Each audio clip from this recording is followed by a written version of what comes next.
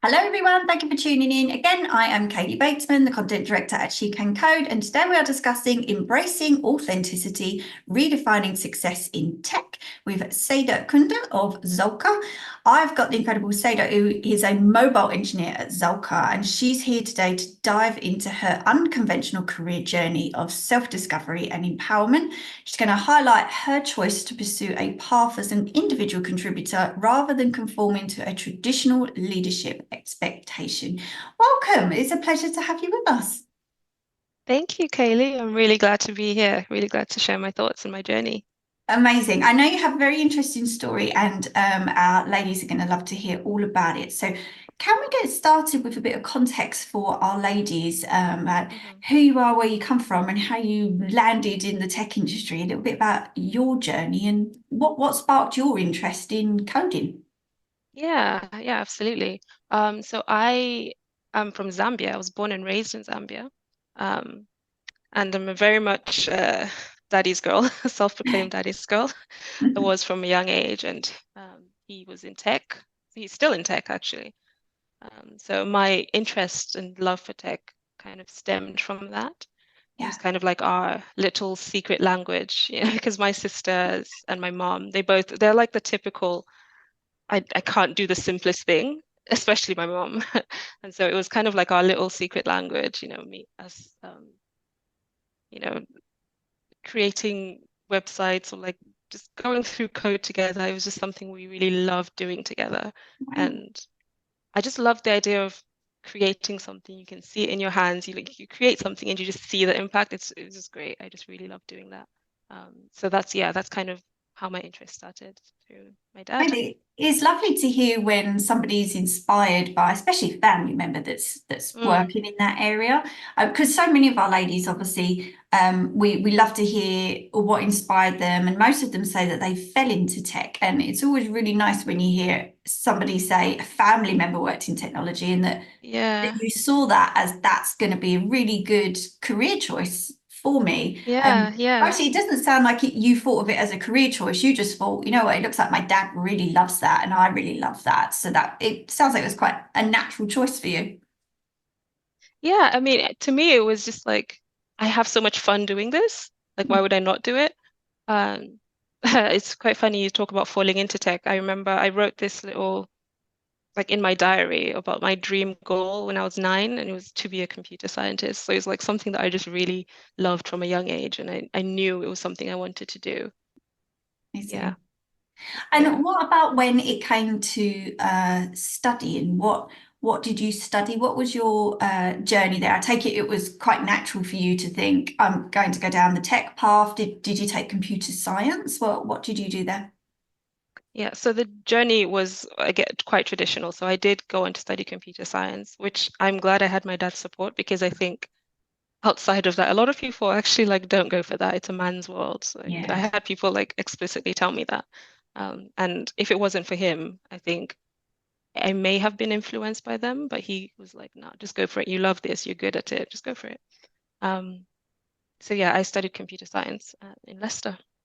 It's quite a Amazing. traditional role, traditional Yeah. path. I know some people start in like physics or law and then end up in, software engineering roles, but mine was quite Yeah. traditional.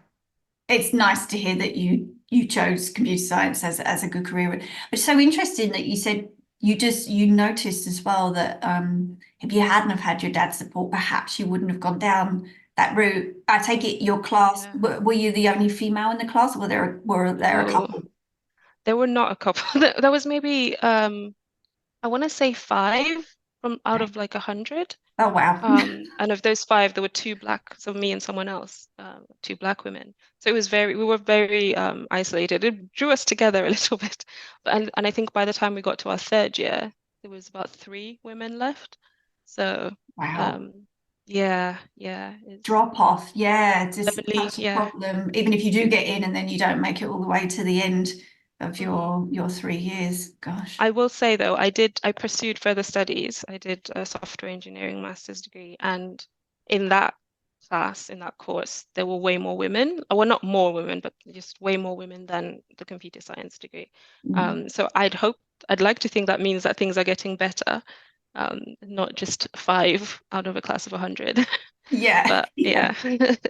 How did you find it when you left uni, and you started looking for your first role? Did you find that, companies were looking to snap you up because, you few and far between when it comes to women in tech? So Mhm. how was that for you? Or did you also find, a lot of us leave uni and it is quite difficult to secure your first role? Yeah, I mean, I found it really difficult initially. Yeah, I mean, I had the added issue of I wasn't really sure where I wanted to be. I was looking for a job in the UK. I was looking for a job in Zambia. Um, but I knew that I specifically wanted a software engineering role, and that was it was quite a challenge, I think. Um, I can't really say what the issue was. Um, but yeah, I found it quite difficult to secure a role.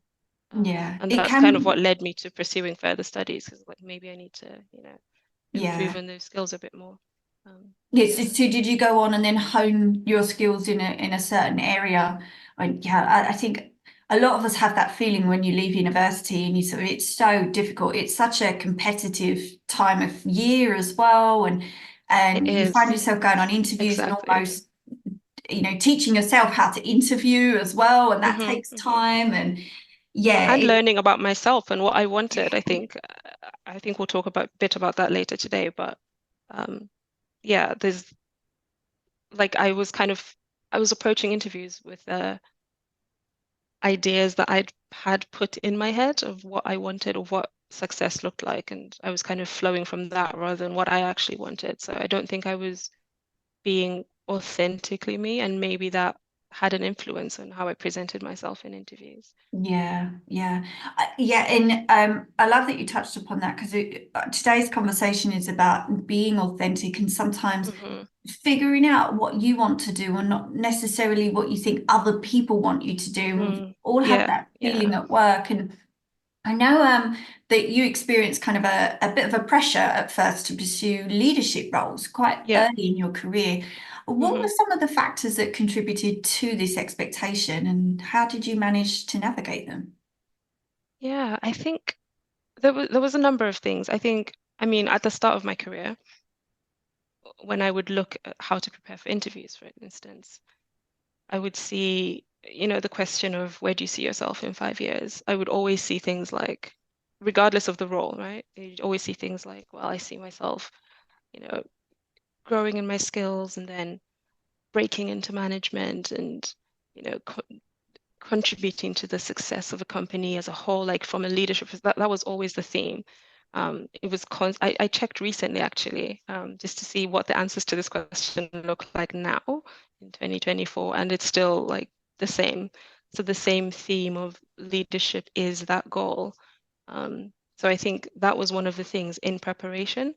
Mm, Um, that is what was advertised as how to market yourself. You have to want that. And so I never really yeah. thought like, is that really what I want? Um, but I wouldn't say that was the first time. I mean, when I think about women in general, um, women tend to be celebrated when they're leaders, which is not always the case. In fact, it's not the case for men. Men will be celebrated both when they're leaders, but also when they make significant contributions. It doesn't matter. Whereas women, it tends to be like she was the CEO of this and she was the leader of the, like that's like it's all about the titles. And I think they Yeah. should be celebrated, but they should also be celebrated for their contributions. But anyway, yeah, so I just thought like I needed to be a leader to have impact. And like that was what the definition of success and greatness was. That's such a good point. You are right that ladies seem to be celebrated when they do move up the career ladder, for Hmm, instance, or it's hmm. obvious that they're running a big team or whatever it may be. And Exactly. you mentioned, yes, like successful CEOs in tech, but there are lots of women at all stages of their career doing fantastic Exactly. things and not necessarily have stepped into what you would call a traditional leadership role. Hmm. And also, you can be a leader in your own right as well. It's almost so at SheCanCode we like to talk about people being leaders instead of managers because there is a Mm. difference between somebody just leading by example, being fantastic at what they do and using their own Hmm. initiative rather than a a manager who might just want to manage people, and they might be really good at that, but they might also not be a great manager or a great manager, a Yeah, line manager as absolutely. well. So you are absolutely right, and there is that pressure almost sometimes. We had this conversation on here recently about you almost reach a fork in the road where you have to pick if you want to Mm-hmm. manage people or if you want Mm-hmm. to, as you say, be a really good contributor and be really good at what you're doing. And you always have to make that decision because people are very unpredictable. Do Yeah. I want to manage people and look after people? And is that for me? And it's such good advice from you as well to say, you know what, am I being authentic if I do go down that traditional Mm-hmm. route of leadership? And is Yeah. that something I'm going to be happy with? Yeah. I think it's important to really define what success looks like for you as an individual and not kind of go for what everyone else defines, how everyone else defines success. Because I think you talked about the two different, like managing people and then being an individual contributor. But I think a lot of the times being a manager of people and just that word manager, leader, that gives a lot of people the impression that that's success and that's like it's senior, it's success. But says who? Like Yeah, why? Like why does that have to be the definition of success? I mean, yeah. it's not. It's just a skill. Leadership is a skill. It's not an end point. Exactly. And even when it comes down to responsibility, it's having responsibility for people, but you might have far more responsibility working on a project or something that you're doing, the outcome of that Exactly. project and your responsibility for it Hmm. can actually, you could be far more advanced than your manager who is looking after people Yeah. and making sure that the team is going in the right direction. So I absolutely agree. It's finding what works for you, and I suppose Hmm. trying to remove yourself from everybody else's expectations as well. Yeah. So you mentioned a few challenges there of kind of expectations of and trying to find your own path. What are some other challenges that you've faced as a young woman engineer, Hmm. and how did they shape your perspective of career advancement? Have you found Hmm. any challenges as being a woman in tech? Some ladies on here say Yeah. they haven't as yet, which is also nice Well, to hear. yeah, that's good. That's great to hear. I don't think that would be a popular experience. I think a lot of women would. I think it really depends. But for me, I think because I'm quite soft-spoken. I'm very calm, quite introverted and shy sometimes. And I always was. I think I found that when I'm working with teams, I find my voice is not really heard, especially large teams. Um, I get people, talking over me or just kind of dismissing what I'm saying. That's been my experience in the past, and it kind of made me feel like I needed to be a leader for me to be heard. So that was another thing that did contribute to my perception that leadership was the ultimate goal. Um, Yeah, yeah, that was definitely a challenge. But I think what has really changed or helped that, first of all, introspection for me, as I said, it made me really rethink how I define success for myself. One of the things that made me rethink that, um, as a manager actually at Zuhlke, I kind of told him about the things I had been experiencing and how I was struggling with, having to be this different person. And he was like, why do you have to change? Like, why is it you mhm, who has to change in this situation? Like, if this is who you are, you prefer to listen, you're an effective listener and you prefer, and it doesn't mean like escape, like running away from challenges or running away from, or not speaking up when you have things to say. Um, but it's just really being authentic about who you are, yeah, and embracing who you are and being in a safe environment that you feel you can be who you are and not being afraid of not pursuing roles that you're just not interested in, that are not suitable to who you are. Yeah. I love that Yeah, I safe don't know if I've environment articulated feel. that well. Yeah, Sorry, say that again? that safe environment, that is, Mm, it's so important to work in an environment where you just feel like your team really gets you and you really get mm, them and you can be yourself. And that mm, is that I think that works both ways. It's you finding somewhere that really suits you and also landing yourself in a good company that really listens and yeah. really works to figure out, how you tick and what you want to do. And Mm-hmm. I had a fantastic lady on here a few months ago, and she said to me exactly what you just said. She said, why did I feel like I had to change the way that I was? Because Yeah. she gets very emotional about certain projects that she works on. And she said, if I get a Mm-hmm. little bit emotional about it in a meeting, it's because I just desperately care about that project and I desperately want it to go wrong. Mm, And she said at one point she had cried in a meeting because she desperately wanted a new feature added and she just knew that it yeah. was going to work. And she said, and I afterwards I thought to myself, should I have done that? Should I have got that passionate about it? And actually, then she thought Mm, to herself, and somebody had said to her, you shouldn't change the way that you are or the way that you react to certain projects because that's who you are. And we love that you bring mm, that amount of passion to the team. Um, exactly the same with your manager had said, don't change who you are to feel like you have to fit into your team. And fantastic that your team just kind of, embrace you for who you are and all of the wonderful things that you bring to the team. So, yeah. yeah, I suppose it's finding that safe environment. Yeah, a safe environment really makes all the difference. It's really, really important. Yeah, absolutely. I would say leave your wherever you are if you don't feel safe. Yes, and then when you do find that, some good companies are really, really good about retaining talent Mm, and ensuring that that environment, that people feel a certain way when they're in work, and that it is more than just starting a group and chucking a couple of questions in there, and does everybody feel heard? It's actually how you feel every day and how you yeah. feel when you're in a meeting and whether or not you feel heard and respected, and that takes a lot from a company, but Mm, the good ones manage to retain staff it's true. because of it. It's So, true. can you share a pivotal moment or realization that led you to consider your career goals and aspirations?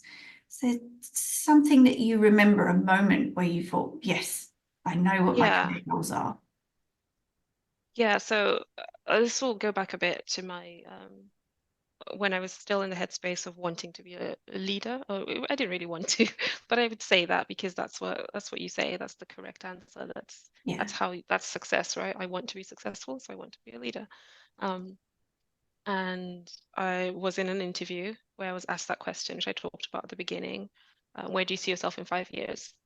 And I gave my spiel.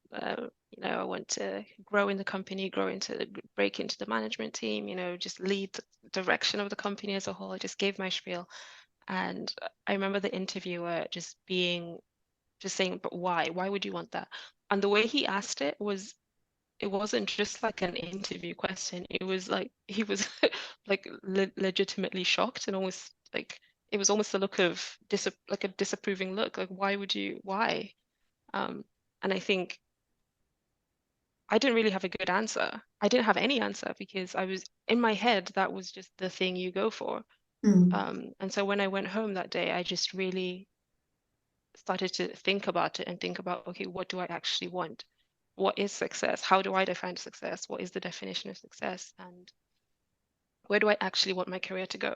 Forget what everybody else thinks. And I mean, because society, the way society defines success and career journeys, it's never inclusive. It's never inclusive of, women with families who might need to stop and take care of the kids full time or part time or whatever. It's never considerate of people with different, like economic backgrounds, like just all sorts of things. There's so many, everybody's background and situation, current circumstances will define a different career goal. Um, and so that was that was a real like aha moment of really thinking, okay, how do I define success? Is leadership what I want? And what is my actual career goal? Um, Yeah. yeah, that really made me think about that. Yeah, and it's very genuine as well too, and very very humbling as well to try and look internally and figure out what you want to do instead of we've had a discussion with our community recently about almost following the ego. You follow the ego of thinking, I want the title of CEO, or I Yes. want to head up this team, and it might be the wrong time for you if you're a young leader, or it might just not be for you at all. So sometimes even wanting that job but stepping into it far too early when you're just not ready for it, it's almost that you're following the ego of I want the title, but it's not going to go well, and you know it's not going to go well, or just something that you don't aspire to do in the first place. There are some Exactly. brilliant women in tech events, and there are some fantastic speakers, but sometimes I have sat in the audience and I have looked at these amazing CEOs and execs, and I thought, I can't relate to those ladies. And it is Yeah. quite difficult to see yourself in that position and how you can get there. So it is so important to have not just women in leadership, but role models the whole Yeah. way along, and right through from the pipeline all the way to the top, because it is hard sometimes to see yourself in those shoes and you think, actually, I'm actually never going to be in those shoes, and I don't almost aspire to be Yeah, a and that's okay. CEO, yeah, of a big tech company. That's not what I want to do, but how inspiring, that lady has a fantastic journey.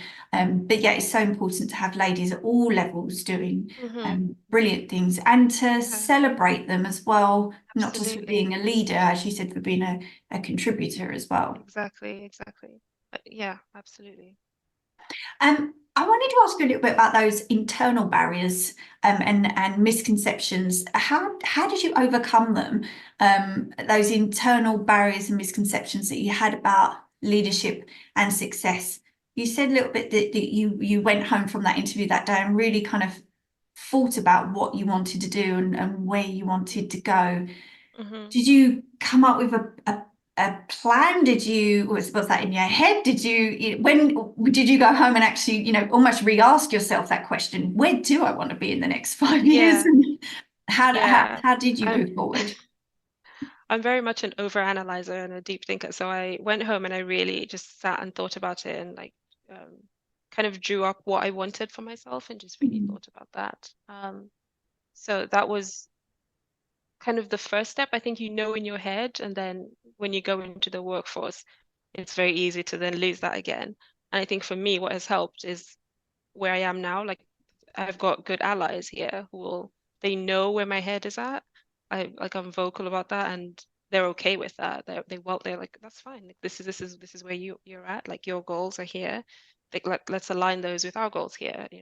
Um, and I think that's another thing that has really helped, finding a place that I can feel safe to really pursue my own goals, and not yeah. having to pretend to be someone else. Well, yeah, Yeah. yeah. I think people can see through that as well, can't they? You Mm, have some team leaders who you think, you know what, you're not being authentic, and then it's quite hard to trust that leader. So it's not exactly. always a case of whether you want to, whether it's good timing. It's just if your team can't quite trust that perhaps, you're quite confident that you wanted to step into that role, then that's really hard. People can pick up on whether or not you're authentic, Mm, can't they? And that's hmm important in the workplace. They can. Yeah. Yeah. Especially when you meet somebody who is authentic, you can really tell the difference who really wants to be in a certain role. You can really tell when somebody's like, yeah, Yeah. not in the same headspace. Yeah, exactly. Yeah. And I love that at Zuhlke that you mentioned there that they're very good at meeting you where you are as well, what you want to do, and kind of just tapping into what you're really good at and where you would like to go instead of being pushed in a certain direction, which sometimes is nice, and you encourage that. It is sometimes nice to have that manager who says to you, you know what, I'm really going to push you out of your comfort zone, and I'm really going to, push you to try something new, and that is Mm-hmm. great. But sometimes you just standing there thinking, this isn't for me, this isn't the right time, or I just have no intention of ever trying that. So thank you for that good Mm. intention, but it's sometimes not for me. I remember I did Yeah. that with public speaking and I hated public speaking. I was that person I was sent on a training course and somebody had to come with me in case I did a runner at lunch because I hated it. And it was just the wrong time. And even though I had a fantastic manager. I've had a couple of managers who really tried to push me in that direction and was like, this is for you. You should be telling your story. And as great as that was, I was so nervous and it just Mm. was not the time for me to step forward Yeah. and want to do it. Yeah. And in my heart, I just kept thinking, thank you for the encouragement, but there is absolutely no way you are going to get me on a stage to speak to people. And I So, think, yeah, yeah, sometimes there's a balance, isn't there? yeah, absolutely. But I think it's really helpful to have that safe environment to land. Like, you have the safety of like, you go and try, I'm going to push you, going to challenge you. But if this is something that is just, it's not for you, you can come back. Um, Yes. Whereas I think there's places where it's like, this is the only way, like, this is the only route. This is the standard only route. And there's no consideration for anything else or anyone else. And as I said, like people have so many different backgrounds and so many different stories. You can't just push everybody into one specific route. Yeah. So I do like the fact that as Zuhlke, I do get challenged to step outside of my comfort zone, but I also get encouraged in the places that I am strong and that I prefer to work in. And it's okay for me to say no to things I'm not comfortable with. That really provides like emotional safety. Yes.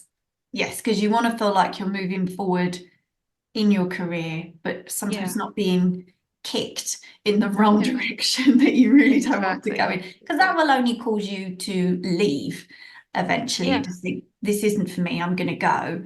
Um, yeah. yeah. Yeah.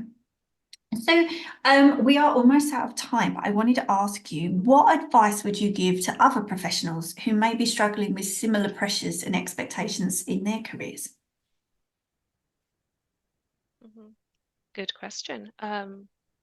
I think I would say two things. I would say, first of all, it's important to actually take the time and think and like just actually think about what you actually want. Um, like you have to think about your own values and your own goals and define your career based on that because society will try to define it for you. It will try to say this is the path. You have to do this by this age and do this by like it will try to define it for you. And as I said, it's not inclusive. The way the society defines success is just not inclusive, and so you have to really look inward and look at yourself and what you actually want and try to define an authentic career goal based on that. And the second thing I would say is it's always really helpful to have good allies, and so seek those out, whether that's like in the form of a career coach, whether it's in the form of a company that really supports supports your goals, whatever that looks like. It's really difficult. I would think to yeah, I think it's really difficult to try to be authentic in your career if you've got only yourself and nobody else looking out for that. So yeah, just really try to pursue good allies who would support that. Yes, I agree. And allies in different places as well, a real Mm, mixture of internal company allies, external, as you said, coaches, exactly. absolutely Hmm. brilliant. And you take snippets from each of them and then build your own authentic self instead of Yeah, going along with somebody else's story or looking at them and yeah. thinking, maybe. And that's the other thing today, that there are so many fantastic stories on social media, and that's Mm, great. We should be celebrating the women that are hmm. stepping into leadership roles and doing fantastic things. But it can have the opposite effect on some of us where we might think, am I failing? Why haven't Yeah, I why won am an I not award? there? Yeah. Exactly. Yeah. So to get that to get that advice from lots of different avenues to then piece together your story and your authentic self is so important, to find little snippets from people that are doing well and really running with your own authentic path is so important, and such brilliant advice to offer to our ladies. Seda, we are out of time. You are clearly have clearly found your authentic path at Zuhlke, and thank you so much for coming along and having a chat with us and sharing your story today. It's been an absolute pleasure chatting with you. Thank you, Kaylee. I've had a really good time. The time just flew by. Good. I know Thank we'll you for have you having back. me. We'll have to have you back to talk about some more about your journey. To everybody listening, as always, thank you so much for joining us, and we hope to see you again next time.